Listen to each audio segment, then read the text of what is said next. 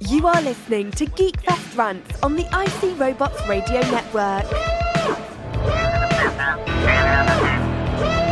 You have located GeekFest Rants, the entertainment podcast for genre geeks like you. Shall we play a game? Covering the world of vintage and current film and television since 2010. Game over, man! It's game over! Featuring in-depth conversations on sci-fi, horror, fantasy, comics, toys, and conventions. So say we all! So say we all! And now sit back, relax, and enjoy today's show. I have something here for you. Your father wanted you to have this when you were old enough, but your uncle wouldn't allow it. He feared you might follow old Obi-Wan on some damn fool idealistic crusade like your father did. Sir, if you'll not be needing me, I'll close down for a while. Sure, go ahead. What is it? It's your father's lightsaber. This is the weapon of a Jedi Knight. Not as clumsy or random as a blaster. An elegant weapon for a more civilized age. For over 1,000 generations, the Jedi Knights were the guardians of peace and justice in the Old Republic. Before the Dark Times. Before the Empire.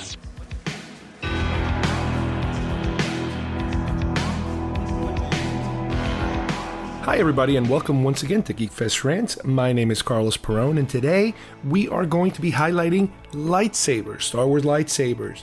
Not necessarily the history or how they're manufactured, canon-wise, but authentic sabers you can buy from a collecting point of view. And I'm talking about the ones that you can actually light up, but they're not the kiddie ones. They're the a little more advanced, a little more expensive, a little more fancy lightsabers, and how they've been progressing and actually exchanging companies through the years. And I will talk about my particular collection and some of its best features about them. So let's get started with lightsabers.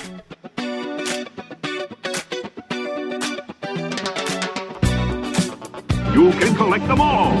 You are a toy! Batteries not included. Get those wonderful toys. Details on specially marked packages at participating stores. Is that the $6 million man's boss? It's Oscar Goldman. Why do you have that? That's worth a lot of money. That's much more valuable than Steve Austin. Action figures each sold separately. Hi, I'm Chucky, and I'm your friend to the end. Some assembly required. All your favorite Star Wars heroes and villains. I have 3 of each. 1 to display, 1 to open, and 1 just in case.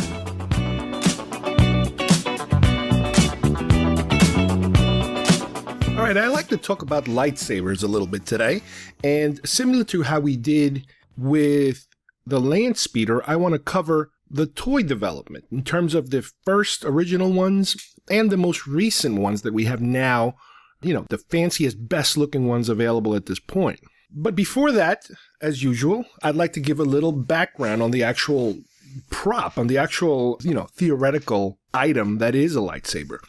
Now, as far as the films go, when it came time to design this particular weapon, which was going to be, obviously, a very high point in the film, it was a very iconic item that kind of defined, in a way, the story of Luke Skywalker.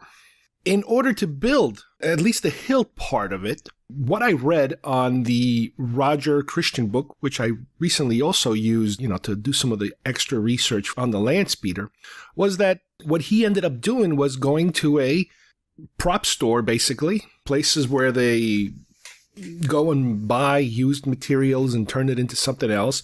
And again, developing on this theory of just building on other materials and adding more materials to it, he was able to find a box, from what I understand, full of Graflex flash holders. Now, what I'm talking about a flash holder is, if you think of the old-timey cameras, like in the 30s and the 40s, where the photographer is holding this huge camera in his hand with a stick to one side of the camera with a giant flash bulb, the type of flash bulbs that, you take a picture and then they change the light, and they take another picture and they change the light, because those are like, they can only use them once, not like the more modern flashes, of the 60s and 70s that kind of recharge themselves and you can take another picture.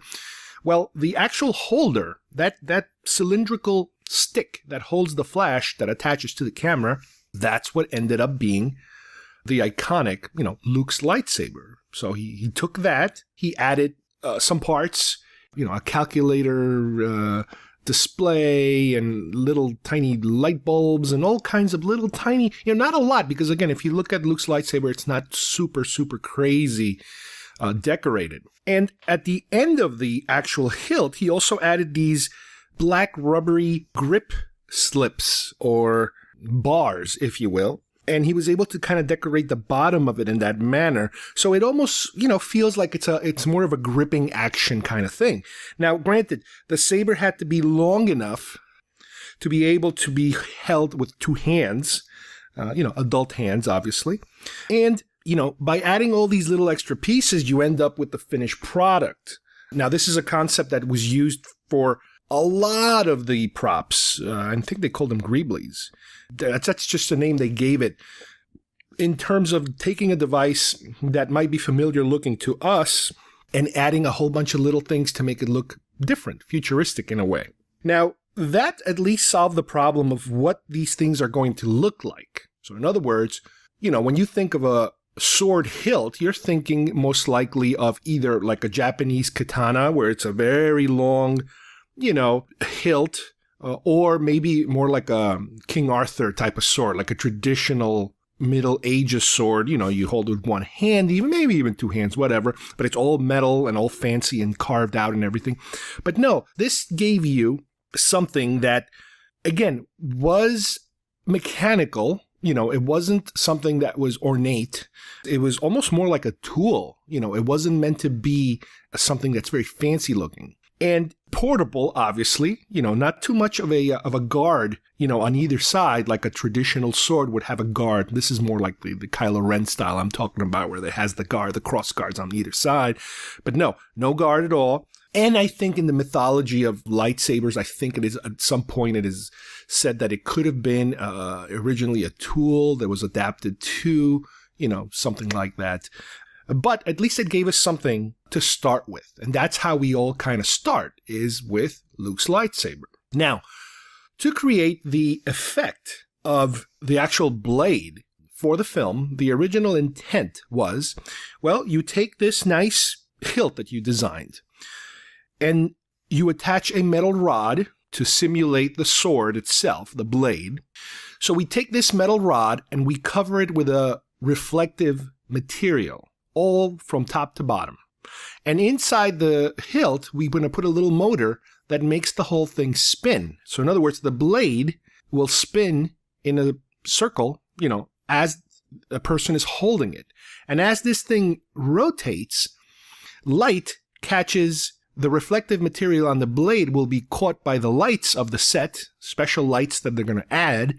And on camera, on film, it will give it this glowing look, because I guess it was a trick that they could do to a certain extent to make something glow, by putting a reflective material on it and lighting it a certain way. And the reason why they would do the spinning is that this way the reflection is even out of all, sides of the blade. So you can't just put it on one side, because then the blade turns, you lose the glow. So in order to maintain that reflection, not only are you covering the rod, with the reflective material, but you're also spinning it around. So it's always constantly in the same, angle, being hit by the lights, no matter what the angle of the individual holding the sword is.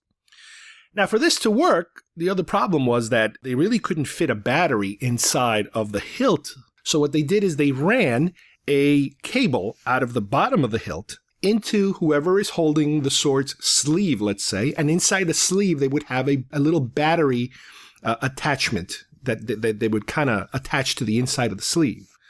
And that is something that, if you look very carefully, you can catch that a few times in the movie Star Wars: A New Hope.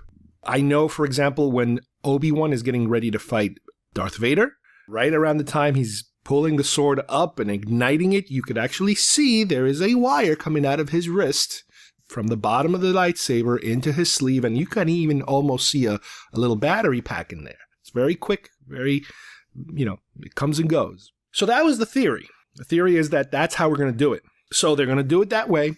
Now, because of that, because you're dealing with an electrical device that not only is it electrical, but it's mechanical. You have power going to the hilt. You have a blade that's rotating in place.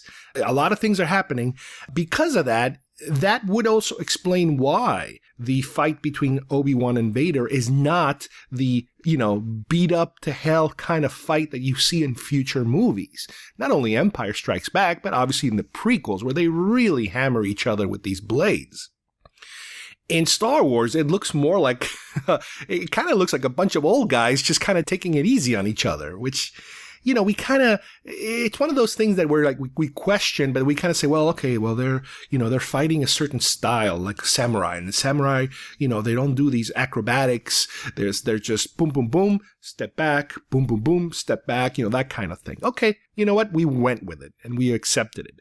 But in all reality, that was part of the issue, was that if you start beating each other over the head with these things, they're going to fall apart the second you make contact. So they had to kind of slow it down a little bit. So while this is happening, while they're filming all the, especially the duel between Vader and Obi-Wan, set pictures are being taken. They're taking set pictures. Also, when Luke first gets introduced to the saber, he ignites it and kind of, flings it around a little bit. Again, they're using the same type of device with the motor and the rotation and all that stuff, and set pictures are being taken. And I believe when Luke is practicing with his lightsaber in the Falcon, again, same device. Well, the problem is that when they started to look at the footage of these lightsabers, and if you really think back to the McQuarrie paintings, there is a slight color tint to the lightsabers, but nowhere near what we end up with. Vader on his painting has a very slightly bluish tint to it, and Luke has a kind of like a white tint, almost yellow whitish tint. Now, it is conceivable, again, I don't know for sure, that they purposely made these tints in the McQuarrie painting on purpose to differentiate the swords, but something tells me also that it has to do with the color of the outfit that they're wearing. For example, Vader is wearing a dark black bluish kind of outfit, and if the blade is standing in front of him, which it's depicted on the painting, you would kind of figure that color would kind of bleed into the lightsaber. It would reflect into the lightsaber, especially if it's very white. Luke, on the other hand, and the rest of that painting, it's kind of yellowish colors. You figure that, again, you have a white blade that is reflecting off the yellow, so it's giving it a slight yellow tint. So my opinion here is that originally these lightsabers were supposed to be just plain white. There was not supposed to be any color variation in them. Now, granted, they could put some sort of, whatever reflective color they're using, they could tint it slightly to give it a little hazy color, but you were never going to get the colors that we got now, those bright laser colors. So they tried it, and I guess when they were looking at the film, they realized this isn't working. The color is not bright enough. It's not reflecting enough. It's not powerful enough. And there are certain times when a certain angle is reached with the sword where you can see there's a stick inside. It's not a solid beam of light the way that they wanted it to be. You could see it's a stick. There's a stick no matter what you do to it. So at that point is when they decided, all right, we need to try something new. They've already shot all the footage. They couldn't reshoot it again, I believe. So what they did is they decided, all right, we're going to go and rotoscope, airbrush all these colors into the lightsaber. And we're going to, since we are going to go that far into actually having to manually do this frame by frame, we're going to go and just give it more identifiable colors so we are able to tell apart, again, the good guy from the bad guys. We have a myth now, and it's the bad guys are going to be in the red and the good guys are going to be in the blues. So Luke and Obi-Wan are blues, Vader is red. Perfect. It works. It looked fantastic. Now, don't get me wrong. It looks absolutely fantastic, the finished product. But keep in mind that the finished product was not the original intent. The finished product was something that they had to come up with to fix their plan A. So it's more of a plan B. Now, with that said, there are certain shots still, especially in A New Hope, where even though they were able to rotoscope the proper color on it, when the tip of the lightsaber is aiming at the camera, you still see a very distinct rod-looking thing. And there's certain shots, like way, way in the background, where they just either didn't bother or didn't do it enough, or because it's so far away and you have foreground elements, they didn't want to have it bleed over other things. What I'm talking about is, for example, after Vader kills Obi-Wan, and he starts walking towards the camera, let's say, but the doors start closing in front of him because Luke shoots the door. Shoot the door, kid, that kind of thing. Luke, shoot the door. Remember that? So he can block Vader. As the doors are closing, Vader is walking, and you can see him holding his lightsaber, but you don't really see that red anymore. You see kind of like a whitish looking color. Again, my theory is that the best ways to rotoscope these things in are when they're the only things on camera. The fact that you have doors that are closing and overlapping on the sword, you have other stormtroopers around there, around Vader, and then you have other stormtroopers in front of Vader. I think there was just too much clutter for them to be able to, color, don't color, color, don't color. That kind of precise coloring would have looked a little clunky. It would have called attention to itself. So I think they kind of purposely said, all right, the doors are closing, everything's shutting down, people are not paying that much attention, let's just keep going. And later on, again, when you see some set pictures, you start to realize, how come the sword looks different? Things look different. This looks different. That looks different. That's all related to the fact that when they first were doing it, they had to use these specific props. Now, the idea of a battery pack, it's funny because either by accident or by doing the same type of research I did, at some point in some of these older EU books, when they were designating, where they were inventing the history of the lightsaber as far as fiction goes. Like I said before, these could have been tools in the past. They were adapted to something else. But in some drawings I've seen, it might have been comics or art for a book, they show you that these ancient Jedi, they would have a lightsaber with a wire that would attach to a little belt pack power cell on their belt, and they would fight that way, and they would have to be very careful not to cross the wires as they're fighting, because yes, you cross the wire, you cut the wire, and guess what? You have no more power on your lightsaber. So it's kind of funny that they even acknowledge that in some bizarre shape or form, through the EU. Now, the toys, when kids saw this thing, and again, we're seeing this for the first time, it might not necessarily be an idea that came out for the first time. I'm sure in other sci-fi books they might have mentioned people being able to fight with some kind of a laser sword or a light sword or an energy sword or something like that. Yeah, I get that. But this is, for all intents and purposes, the first time that the mass public gets to see a visual representation of this type of a device, of this type of a weapon. So kids go insane. I mean, it was just like, oh my God, this thing is amazing. I mean, it's just a wonderful new toy, potential toy for children. And they did. They put out a version of the lightsaber. Now, today we are super spoiled, obviously, because the type of materials, and I'm holding my Master Replica here in my hands right now. It's just it's a work of art. And I know that they make better ones, and I know they make custom ones that are mechanically, electronically much better than this, but just to hold this thing and to feel its weight, you feel like this is what the actors must have felt like when they're holding, it's just incredible. But back in 77, 78, when the products first start coming out, the first version of a lightsaber for kids to do actual battle with came in the form of this yellow inflatable lightsaber. Now, I've seen pictures of this thing. I might have actually seen them in a convention, and it is just, I got to keep saying to myself, it's the 70s. It's the beginning. They were making it up as they went along.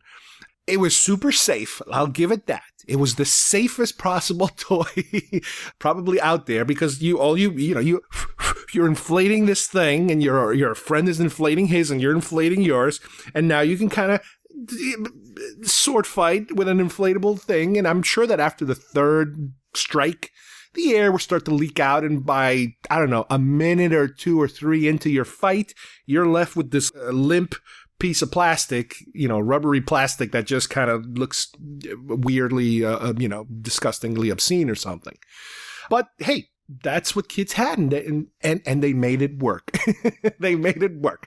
Now, granted, I'm sure a lot of other kids were just grabbing broomsticks or any piece of any kind of long projectile-looking item from the home and beating each other over the head with them, pretending to be lightsabers. Yes, of course, that always happens. But as far as Lucasfilm went and Kenner went, this was their first introduction into, here's our version of the lightsaber for kids. And like I said, it was super safe because it's a soft, inflatable material.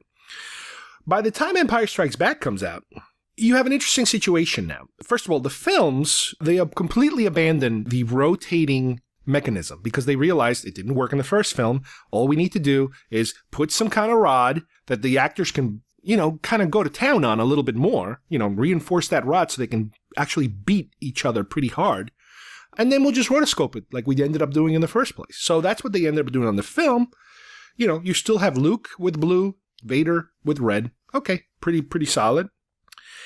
So for the toy market, what they then end up doing is putting out a new version of the lightsabers for kids to play with. And these I do remember seeing at the stores, but I kind of passed on them. I remember it wasn't really my type of thing.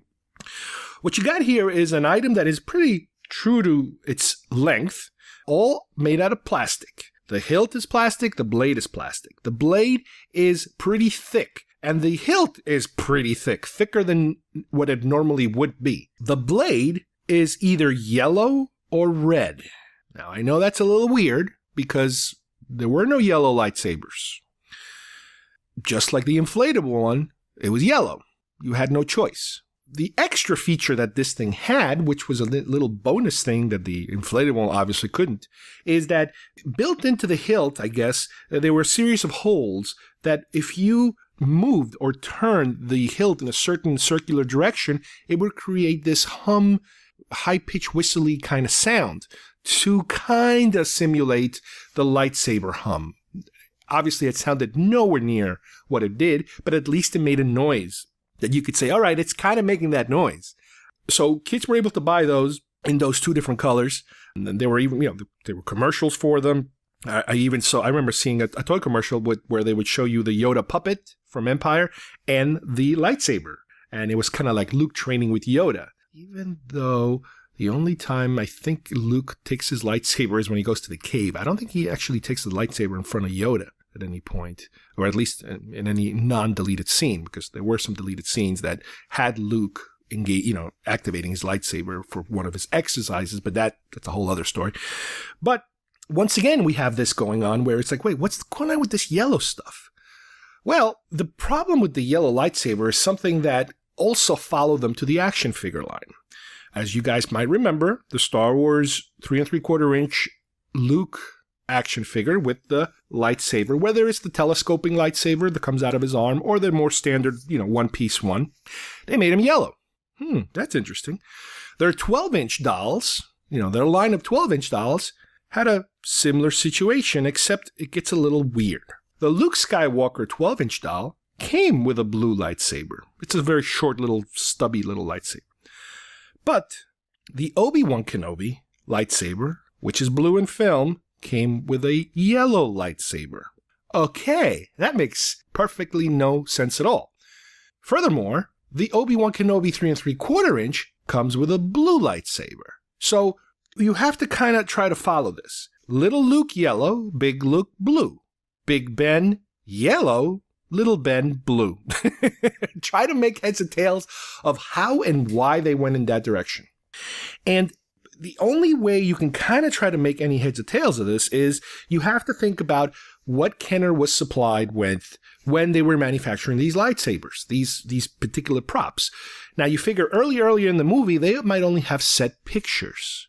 And the set pictures, whether they're black and white or color, are not going to show any rotoscoping, obviously, because that was done later in special effects. All they have is pictures of the guys holding the sword and the rotating device attached to the sword. If it's a black and white picture, you have no idea what's happening because it's black and white. If it's a color picture, you're going to get the same effect, more or less, than the camera crew with the film stock being shot is going to have. And that is a lightsaber that has a white, maybe slightly yellowish tone to it, but it's primarily white. It's almost like a fluorescent tube that, that kind of white, that's the effect they were getting, which wasn't working out too well. So it is possible that the reason they went with yellow was because at the time they were all supposed to be the same kind of color, and they kind of went in that direction. And a white lightsaber, a white piece of plastic, might have been a little too weird. They might have wanted it to tint it a little bit, especially since Luke has a white tunic. You really maybe didn't want to have white tunic with a fleshy hand with a white rod protruding out of his arm, so they kind of made it a different color. Now, again, that doesn't explain why Vader has red and has the proper red, both on the 3 3/4 and on the 12-inch doll. So the lack of logic is what's logical almost about it, is that some of them they got it exactly right, some of them they got them half right, and some of them they got them completely wrong. It's just a very mishmash of why is this whole yellow thing still in the mix? And you also figured that by the time you get to Empire, everybody knows we're doing blue and red. Blue and red, blue and red, blue and red. Why would they then manufacture a yellow plastic lightsaber when they already knew that we're not dealing in yellows anymore? That's part of the mystery. And this lightsaber issue, especially with the smaller ones, continued through the action figure line. Empire Luke still got a yellow lightsaber. Return of the Jedi Luke got a blue lightsaber, when all of a sudden, Return of the Jedi gets a green lightsaber. You figure by Empire, why are we still giving out yellows when they should be blues? And by Return of the Jedi, why are we giving blues when we should have greens? Now, somewhere down the line, they did start manufacturing green lightsabers for the Return of the Jedi Luke. As a matter of fact, the pop-up R2-D2 that has the hidden lightsaber that pops up is green. So, again, there is some kind of disconnect. Now, what I'm trying to explain here is also that the fact for the disconnect on Jedi might have something to do with the film's trailer. It's been suggested and, backed up by some footage that we found out there, that the reason why Kenner might have thought that Luke was going to have a blue lightsaber during this film is because of a number of things. First of all, the Revenge of the Jedi poster has Luke and Vader fighting with blue and red. Granted, they have the wrong color on the wrong character. Don't know why. We don't know if it's a mistake or it's done on purpose to make people think that Vader is going to turn good and Luke is going to turn bad. I don't know. Maybe it's just an error from the artist or somebody told them to do it the wrong way. Who knows? But at least they're giving you a heads up that we're sticking with blue and red. Another possibility here is that if you guys look at the trailer for Revenge of the Jedi and they're introducing the characters, once they go through Luke Skywalker and they show you these different shots, there's a shot there of him standing on Jabba's sail barge, fighting off his goons, and he has a blue lightsaber. So you're like, wait a minute, that's not green. And that shot takes place after R2 popped, the lightsaber and gave it to him. That's as blue gets. There's no green about it whatsoever. Well, the theory going around is that here's the problem. Once they were tweaking the colors, they realized that when you have a blue lightsaber against a blue sky, it's going to diminish its look. You're going to have a problem with the colors. Blue against blue kind of mixes. So they needed a way to have Luke's lightsaber pop some more. Now, granted, blue against red would have worked in the Emperor's Chamber. That's no problem at all. We can have a fight in there because it's all black and dark and there are no blues, really, more or less. But there's no sky blue. But guess what? Out in the desert, in Tatooine, sky blue is practically the same color as the lightsaber. So I think what happened is that at that point, once again, they realized, oh crap, we got a problem. We got to switch colors now.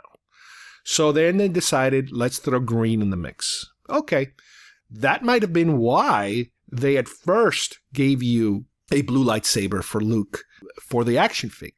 And then later switched it to green because they realized, oh crap, here we go again, we got the wrong color. Well, at least they didn't give him yellow this time. I mean, you figure after about 6 years, they kind of got the color right.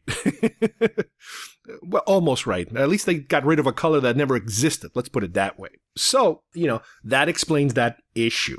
Now, with these larger plastic role-playing swords, lightsabers, they manufactured one more color. And you figured, well, all right, well, maybe they finally gave you a blue one for kids to be Luke during like Empire stuff. No, they kind of didn't ever make a blue one, but they did make a green one at some point. So now, as far as your selections for large size role-playing, the ones that are plastic and they make that humming sound when you kind of shake them around a little bit, you got your yellow, you got your red, and you got your green. And that was the end of that. Those, I believe, were called the Force lightsaber. And in the commercial, it says, like, if you hold them a certain way and make them move around, you will actually hear the Force. Oh, you hear the Force. And it's like, weird sound. Oh, my God. Well, that's what we had as far as lightsabers went, to play with. By the time we're done with the original trilogy. Now, between the original trilogy and the prequels, well, there's a period of darkness that we refer to as the Dark Times, obviously, which is that there's absolutely no production being done. Everything is shut down. A couple of books are being pumped out, some role-playing games, maybe some Topps cards. I don't know if there are even comics happening. Just not much going on. Then all of a sudden, when Lucas starts to get involved again in the toy business and in the special edition business that is going to eventually lead to the prequel business, all of a sudden then everything ramps up again. And that's when you have what's called the beginning of the Power of the Force, which is kind of the same name as the last wave of Kenner toys, but this is the revival. This is the new Power of the Force, or Power of the Force 2, sometimes it's called, of toys that start to come out and they start remaking all of them. This is when we had all those, beefy, chunky, roid rage looking Luke and Leia and Solo with these huge, massive chests and little tiny waists. And, the line starts to rev up again. It's getting hot again. And then we start to see a slew of lightsabers. You have plastic grips, realistic looking plastic grips with blades that you can kind of snap and the blade pops out of itself. It's almost like a double telescoping, but it's like a triple or quadruple telescope. It's a telescoping kind of blade that you can make it pop out. And then later on, they have ones where you can actually press a button and a spring makes the blade boop, boop, boop, come out a little bit. It's all plastic. And then at some point they add lights so you can actually see them light up if you're pressing a button. And you can even at a certain point have sound effects. They'll make a certain sound when you pop them open and you activate them. And this is going on until now. You can still buy all kinds of plasticky, specially made for kids, realistic looking blades. Now, granted, they're not ever going to be at this point the exact length of what a real one looks like, because there's a certain amount of strength that you need on the blade itself.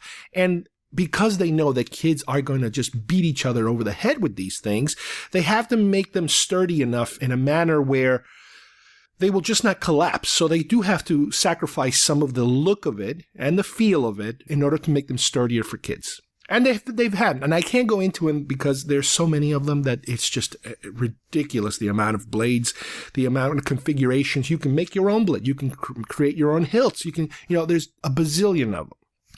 But as far as I'm concerned, the next step in the collectible, if you want to call them toy or collectible, came with the Master Replica effect series. The specific ones I'm talking about are the ones that are hilt and blade. And you hit a button and the blade lights up in the same manner that a blade would light up on the screen. Obviously, it's not that you're going from nothing to full. The blade is already there. It just lights up. They haven't created a real laser yet, for this sort of thing. But these blades light up. They make the humming sound, the actual humming sound. They make the clash sound. And, they actually react to pressure, to being hit. You hear that pressure, that crackling sound, when it's hit against something else, another lightsaber or another. Now, granted, these are somewhat fragile. You can hit a little bit, with someone else. But if you were to have a cinema realistic fight, odds are you're going to break some of that because it is not meant to really go to town on them. Now, at the same time as these are being produced, you have others that are being produced even before, which is just replica hilts. different companies, including Master Replica. They come up with their own different sizes, real size, miniatures, all types of sizes. Beautiful, beautiful looking hilts. But as far as I'm concerned, I'm going to go over some of the ones that are full-blown replicas, top to bottom. Well, the first thing to keep in mind is that under the Master Replica license, ran from 2002 to 2007 for these particular effects sabers. The way that I got the sabers was, as usual, I only wanted to buy one. And I wanted to buy one as a gift for my wife, which was the Mace Windu saber, the purple one. Because it was just so different looking. The color was just all of a sudden a new color in the mix and everything. And that kind of started spiraling. Well, she got one. Then I got one for myself. And then I got another one. And then I got another one. And then I have a whole collection. But they released quite a number of them. But I did not necessarily buy them all. My theory was, like it is with a lot of my collecting, I have to create my own rules. This way I don't become a completist. Which, don't get me wrong, there's nothing wrong with being a completist, except it's very expensive and time-consuming and space-consuming. Let's start off with Anakin Skywalker. They produced what could be considered to be Anakin Skywalker's lightsaber. But specifically, they are the one, obviously, from Attack of the Clones and the one from Revenge of the Sith. They are pretty much similar in how they look. Keep in mind, the one from Revenge of the Sith is theoretically the one that gets passed down to Luke. With that said, they created a Luke Skywalker saber from Star Wars and then one from Empire Strikes Back. So again, I don't believe these are supposed to be complete rebuilds, like made from scratch, as far as the canon goes, the history of the lightsaber itself. Anakin does lose a lightsaber in Geonosis, if you think about it. I believe the machine cuts it in half or destroys it or something like that. But later when he fights with Dooku, he has his own lightsaber, which I believe might have came from one of the other Jedis. And then obviously in Revenge of the Sith, he's got a brand new one, which as far as the style, it's pretty much exactly like the other one. So my personal take on it was, I don't need to buy all the different, iterations of this lightsaber when they might have maybe modified a button here, a button there, a switch here, a switch there. I just have one, which is good enough for me. It represents that lightsaber that gets handed down, to Luke Skywalker. Then I have a Vader lightsaber. The Vader one has come out a total of 3 times. There's actually 2 different versions for the Star Wars one and one version for the Empire Strikes Back one. They did not release one under the Return of the Jedi banner, if you will. There's a Yoda lightsaber, which is really cool and small. It does everything else that the other lightsabers do as far as the sound effects, the clashing sounds, everything, the light up feature, except it's much smaller because it's supposed to be Yoda's height. Then I have the Mace lightsaber, which is, like I mentioned earlier, the first one I ever got. I also got the Ventress one, which is a offshoot, if you will, because it is not exactly cinematic. It's more of a B-level canon. I mean, I know it's canon as far as, Lucasfilm is concerned, but it did come more from a cartoon source, an animated source. And that's a weird one because just like in the show, you could buy 2 and attach them back to back. So you could create that kind of like an S-shape lightsaber that she sometimes uses. But I didn't go that far with that one. That one I just said, all right, you know what? Let's just do one because it's a good example of something that's there.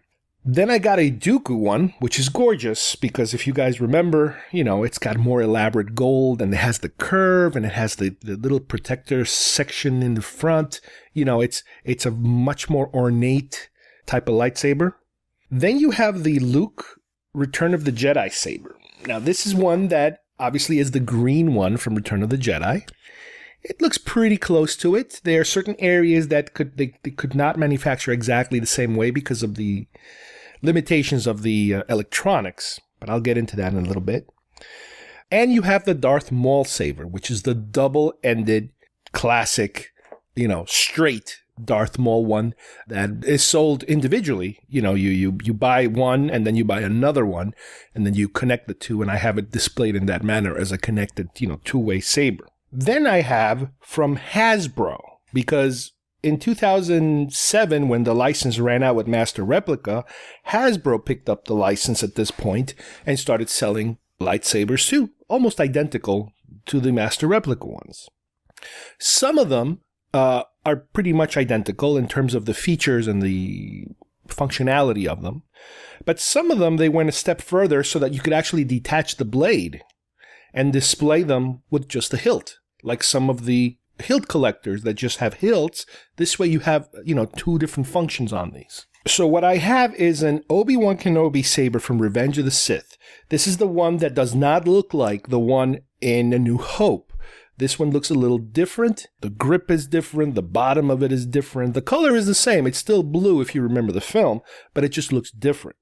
I have a Kit Fisto lightsaber, which is one of these removable blade types. It's the only one I own that I can remove the blade. And the latest one that I have is the Kylo Ren one from Force Awakens, which has the dual emitters on the side, the venting emitters, and it is different in terms of it makes a different kind of sound, a more of a crackly, unstable sound, which is all part of its profile, if you will.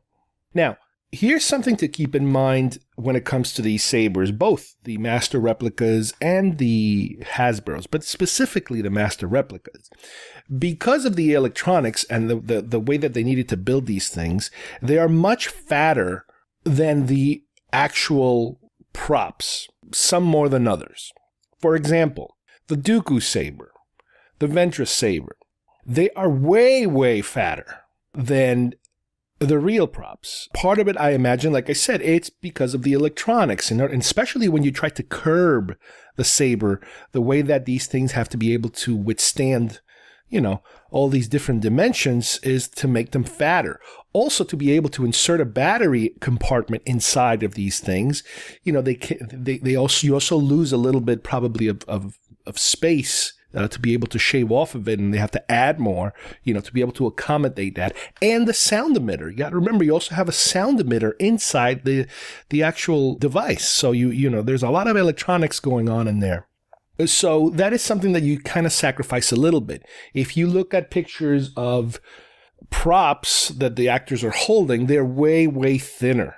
Now, some of them are pretty close, don't get me wrong. Some of them, they do feel, especially, I would say, the Hasbro ones. I think they were able to make them a little bit thinner and better. Not the Kylo Ren. The Kylo Ren is a monster because it is just so full of electronics that you have to go a little fatter on that one. Another thing to keep in mind, which is a little complicated, is Obi-Wan Kenobi. Master Replica put out an Obi-Wan Kenobi lightsaber. It is technically super, super similar to the Return of the Jedi Luke lightsaber. It has a very, very different piece in it that makes it a little different, but it's almost identical to it. And I never got it because to me it looked too much like the Return of the Jedi saber. But I never made a connection that I found out very recently. One of the problems also with the Return of the Jedi saber, if you remember it in close-up, if you will, the first thing you're going to find is that it looks a lot like the Obi-Wan Kenobi one. Okay? Including the very tip of it. It gets to the way that it is constructed, as far as architecturally, let's say, is that when you get close to the tip, there's a section that becomes very thin and then round and then thin again and round. There are these very thin points in it. And for these particular FX sabers, they could not replicate that because it was way, way, way too thin to be able to put all the electronics and the strength that you need this thing to be able to be wielded and slapped around a little bit, not completely, beat over the head with type of strength. So what they did is they made it fatter. Specifically, this little brown, orangey section near the tip. Which, again, when you look at the original one, you're going to start to notice, that is so much different, and they had to go that way. And I never bothered because, again, I wanted to avoid buying almost exactly the same thing twice. Even if it's wielded by somebody else, I don't want, that thing. I didn't want 3 different or 5 different, Anakin/Luke Skywalker lightsabers. I didn't want that. So the thing that you have to keep in mind about the Obi-Wan lightsaber is that it has a very unusual behind-the-scenes history. And that is, if you look, and again, I just found this out by digging around on the internet for some information and some videos that I watched, and somebody pointed it out, that if you look at some of the behind-the-scenes photos from Return of the Jedi, specifically the sandstorm scene in the beginning of Return of the Jedi that was deleted. Obviously, you can go through the books, or you can watch the deleted scenes and the behind-the-scenes stuff on the Blu-ray that they put out. There are pictures of Luke holding his Bespin lightsaber. But there's also pictures of him holding or carrying, in some shape or form, what looks like to be more of the final lightsaber that he ends up using in Return of the Jedi, which is the green one, completely different looking lightsaber. Well, for a while, we couldn't figure out, nobody could figure out what's the point. Why is he holding it? I mean, he should not be even touching that lightsaber, that Empire Strikes Back saber, because he lost it. It fell. Remember, it fell and it hasn't been recovered. I don't know how on the hell it was recovered for The Force Awakens. That's a whole other issue that we can't really talk about right now. But we have to go under the assumption that he does not have access to it. But for some reason, they're ready to shoot Return of the Jedi, and all of a sudden, on his hands is this lightsaber. And the theory going around is that, that they brought, I guess, all the lightsabers that they had available at the time. They weren't manufacturing new lightsabers at that point. They just had what they had. And then they must have realized on set or during rehearsals or doing something that, wait a minute, we got a problem here. He's not supposed to have this lightsaber. What do we do now? Well, what's been theorized, and it looks very certain at this point, is that instead what they did is they grabbed the old Obi-Wan Kenobi saber and maybe slightly modified it, did a little tiny tweak, but the basic body of it is what Luke will be holding now for Return of the Jedi, as if he had constructed that at some point, completely on his own. He is, after all, in Tatooine, so in theory, he could go back to Ben's home and look for parts and assemble a brand new lightsaber, because he lost the other one. He can't just make one out of nowhere. He probably doesn't have the knowledge or the parts. At this point in the story, we don't have this whole thing about you got to find your own kyber crystal and you identify it and it identifies you, all that Clone Wars stuff. We really don't have that. So it's a matter of building one from scratch, and not everybody can build one. He probably needs to go to Ben's house and figure out, or maybe he has it written somewhere, or there is some kind of instruction manual on how to do this. And Ben must have some parts laying around where he can kind of cobble together his own lightsaber.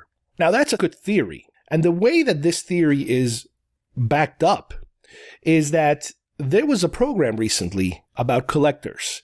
And one of the things they did is they presented, to look at, to be able to hold Mark Hamill a lightsaber that he used during Return of the Jedi. And when they handed it to him, it looked exactly like what it was, but it also was very reminiscent of Obi-Wan. And the actual owner, who owns this new lightsaber, I forget how he got it in his hands on it, but he says that when he bought it, one of the things he noticed off the bat, it was an authentic Return of the Jedi prop used lightsaber that Mark Hamill used during the majority of the film. But what he noticed was that there were electronic parts on the hilt, actual electronics inside, and that where the blade would start, now keep in mind, we're talking about the hilt here. We're not talking about the entire sword, just the hilt, the prop that he will be holding, hanging from his belt. But the area where the sword part, the blade would start to go up, in there was a rotating mechanism without the blade. So basically what that probably means is that this was Obi-Wan's lightsaber with the blade removed. The old one with the electronics that they basically, at the last second when they kind of realized that all of a sudden, oh crap, we don't have an extra lightsaber to give Luke. What are we going to do? We can't just give him the same one and assume that he reconstructed the exact same one. The reconstruction I guess for artistic purposes, has to look a little different. Well, guess what? They made it look like Obi-Wan's by giving him basically Obi-Wan's lightsaber and just removing the mechanics, the electronics and the blade. So that is a very unusual thing when you think about it. And it's very old and beat up, the one that he used, because that's the one they actually used in the film. Later, in Return of the Jedi, there are certain scenes where you do get close-ups of that lightsaber. I think when Vader is holding it and admiring it, or somebody's holding it really tight, for a close-up, they build a replica of that, but it looks super shiny, super new. But the one that Luke will be using for the majority of the shoots, where the sword is just hanging and he's just holding it, it will be most likely the original Obi-Wan Kenobi saber. So it's a weird scenario that behind the scenes, they basically repurpose Obi-Wan's saber for a Return of the Jedi. Now, you might say to yourself, well, how do we then explain story-wise? Not reality, because reality, we talked about this before. The fact that he has a green blade is probably most likely due to the problem with the blue. Blue against blue is a problem. Blue lightsaber, blue sky, technical problem. Change it to green so it pops out. Okay, fine. How do we then, story-wise, justify green? Why would Luke, out of the blue, no pun intended, decide to go for green? Well, it's story-wise, what we could say is that, well, Ben had, spare parts, and maybe he even had Qui-Gon Jinn's old lightsaber, or his parts of it, or pieces, or whatever, that he kept because it was his old master. After he died, he got his lightsaber. That's how he defeated Darth Maul. So it is possible that maybe his kyber crystal is still in his home, and Luke uses that kyber crystal to build that new saber. Ben lost his saber to Darth Vader at the Death Star. Luke lost his lightsaber in Bespin, so now there are no kyber crystals laying around, except for maybe a green kyber crystal in Ben's home that used to be Qui-Gon. So that's a cute little retcon way of kind of getting it all back there. It's up to you to believe whether or not you believe that, whether or not it works for you. Now, what's interesting also is that with this lightsaber collection, Hasbro has basically redone most of these other lightsabers that Master Replica has put out. And I really haven't bothered collecting those because I don't want repeats of something else just because all of a sudden it has the possibility of a removable blade on them. Some do, some don't. Even if they improve the lights, even if they improve the sound and everything, it's still, as far as I'm concerned, it's good enough for me. However, whenever they do put out a new saber, that's something that I'm interested in. That's why I bought the Kit Fisto one. That's why I bought the Kylo Ren one, for example. But they have never bothered yet to put out a Qui-Gon Jinn lightsaber, a Darth Sidious lightsaber, an Ahsoka lightsaber, any of the trainee lightsabers from the Padawans, those smaller ones, or the other Jedi.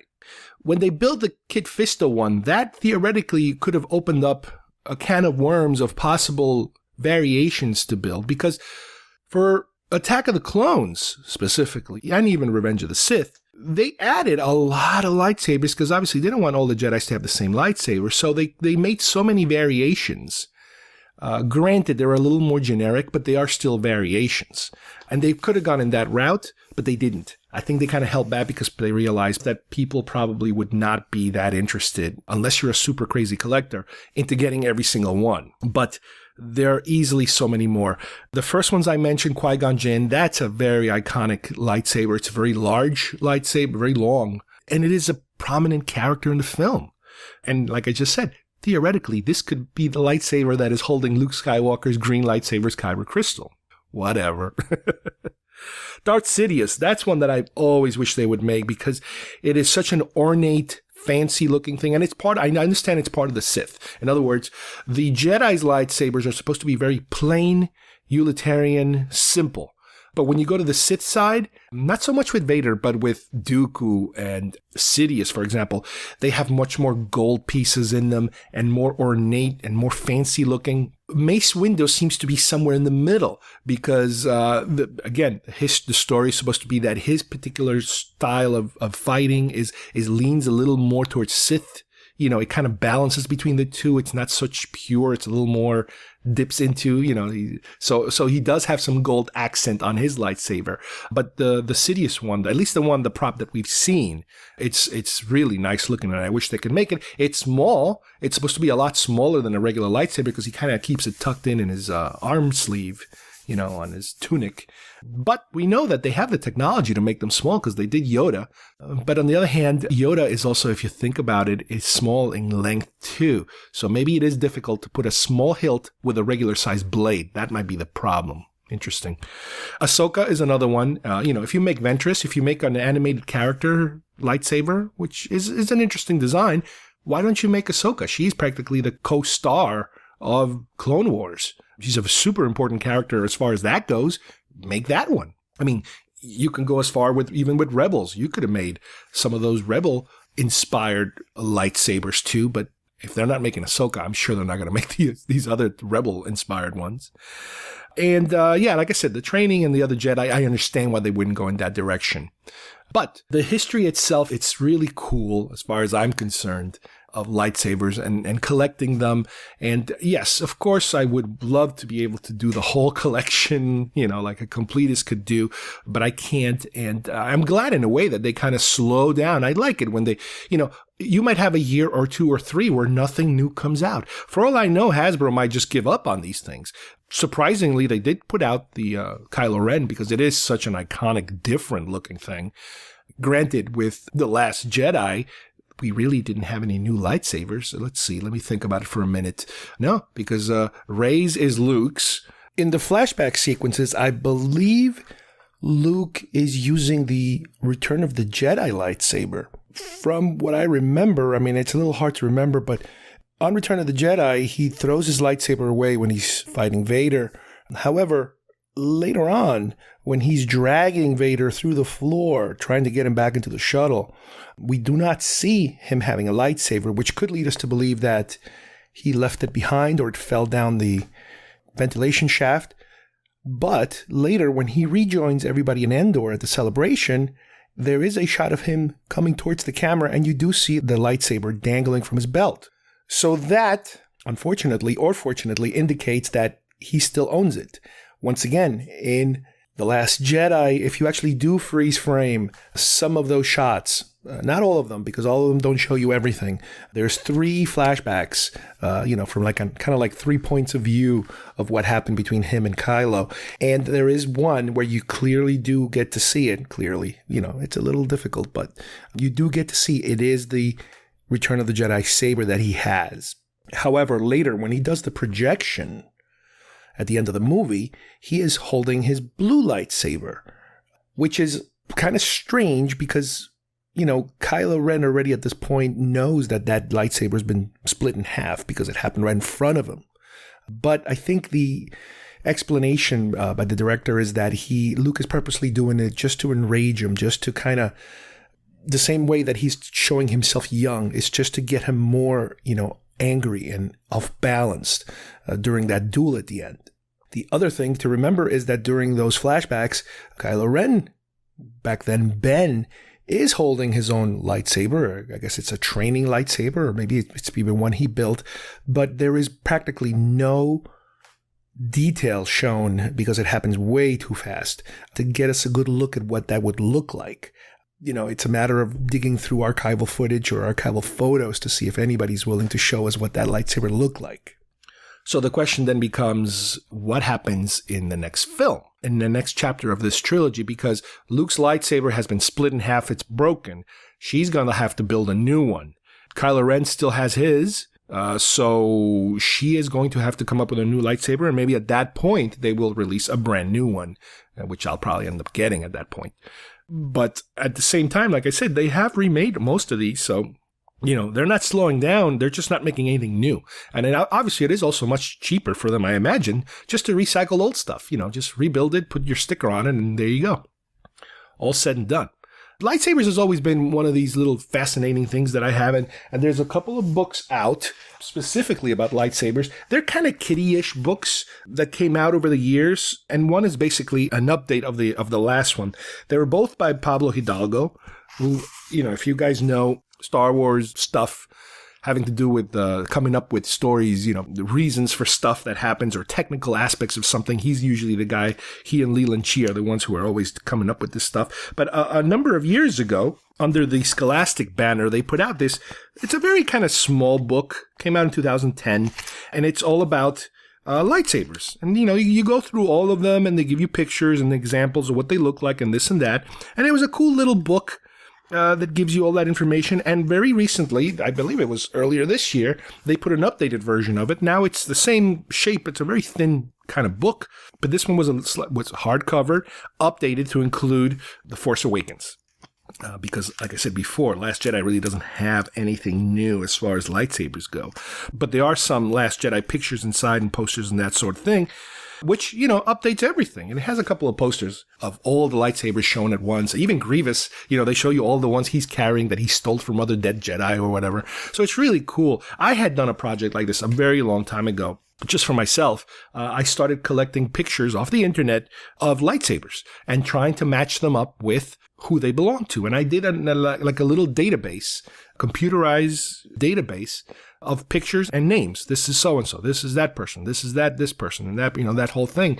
And, it also helps if you go through the visual dictionaries. The visual dictionaries are also very good at that because you also see how sometimes, like, for example, Mace Windu, even though you probably barely see it or not see it at all, for the visual dictionaries, they have him posing with a lightsaber. And then they have him posing with a different one. And then another one. They show you the different variations of whether you see it or not, it doesn't matter. The point is that they assigned him something, but not much of a story behind it. Why is it? Is it just an aesthetic decision to change it? Oh, well, we don't want to do that. Let's do that. Let's do this. Let's do that. That kind of stuff. So it's very cool also, like I said, to go through those books. And on the internet, you have so many pictures, especially with the Battle of Geonosis. You have all the different Jedis with all those different lightsabers. So it's a subject that is kind of fascinating to kind of keep up with it and to every now and then update it. And every now and then, because we have so much already built about this story, that anything new, it's just like one more little point to add and one more little point. These books that I just talked about, these little thin lightsaber books, I'm sure they'll come up with. They could do another one. Would it be worth it? Would people buy yet another one? I don't know.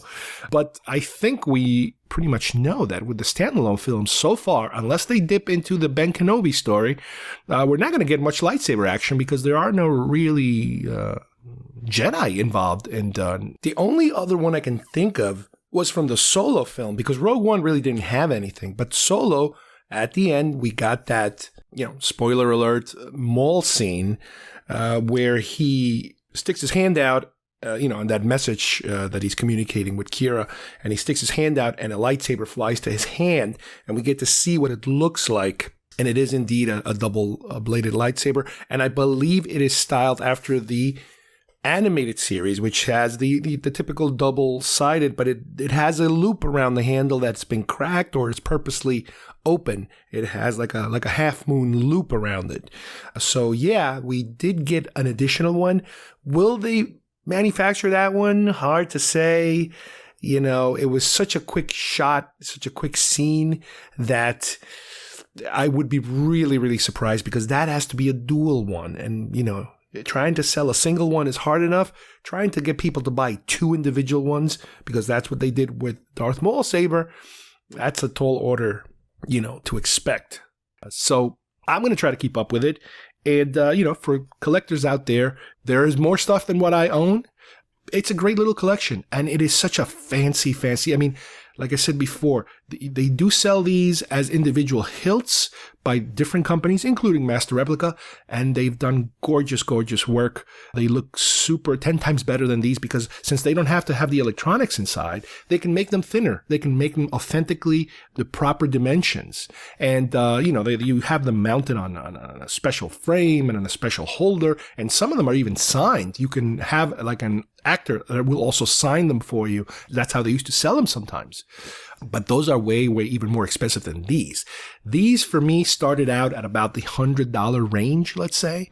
And now we're way over $100. Some of them could be close to $200 a piece, even more, especially for the Kylo Ren. Because the Kylo Ren one is a very large and electronically a more difficultly constructed lightsaber. But I absolutely love them. and I definitely recommend you guys look into these. Well, I hope everybody enjoyed today's show. We really focused on lightsabers, obviously. This is a topic I've been wanting to talk about for a while, and it is one of these sub-collections that I have that I really appreciate the fact that they're kind of rare in terms of they don't go crazy putting them out, at least nowadays, too much. In the past, they were a little more frequent, and even with its frequency, with its older frequency, I would kind of scale it back a little bit because I could not keep up with the volume of what was coming out. So I had to kind of create my own rules, as I explained during our conversation. I am looking forward to the future in terms of there are so many other ones they could come out with. There's so many they didn't bother yet, and I wish they would return to them at some point. Unfortunately, to me, it seems like nowadays they just want to focus on the newer, bigger items. So, you know, I don't see them dipping back into older ones that were never made. I hope they would, but I don't really see them doing that. I think they are waiting for newer movies with very noticeable lightsabers, you know, brand new ones, or just recycling older ones that were never recycled before under the Hasbro banner. So on behalf of everybody here, thank you for listening, and we will see you here soon at GeekFest Rants. Bye-bye, everybody. Can everyone gather around, please? You have all successfully passed the gathering and harvested your crystals. So, when do we start to build our sabers? Place your crystals on the table. Your lesson begins now. May I introduce you to architect and lightsaber designer Huang.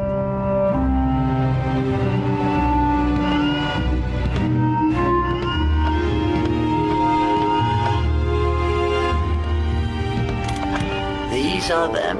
I swear they get younger every expedition. All have passed the gathering? Yes, sir. Are you sure? But he's a droid. You expect us to learn from a droid? Who said that? Many years I have been on this ship, teaching many a Jedi before you, and I will continue teaching many a Jedi after you. Call me what you want, but inside my memory banks, I contain a record of every lightsaber ever made, and the Jedi who fashioned them. Which will you choose? A simple grip? The curved approach? One inlaid with the bone of the Carthusian whale, Bastilian ore, or black oak? Well, from battles of Rashfond to the peacekeeping of Parliok to our very own Clone Wars, the lightsaber is a Jedi's only true ally. But how do they work? Yes, you have brought me crystals, but they're all useless unless you give them life. Do you know how to awaken the Force within the crystal? No? Then I suggest you listen and learn until you think of a question this droid cannot answer.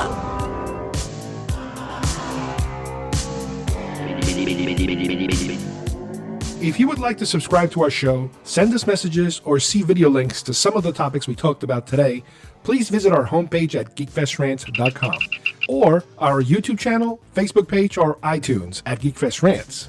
I don't know what we're yelling about! GeekFest Rants is produced by Carlos Perón, copyright 2018.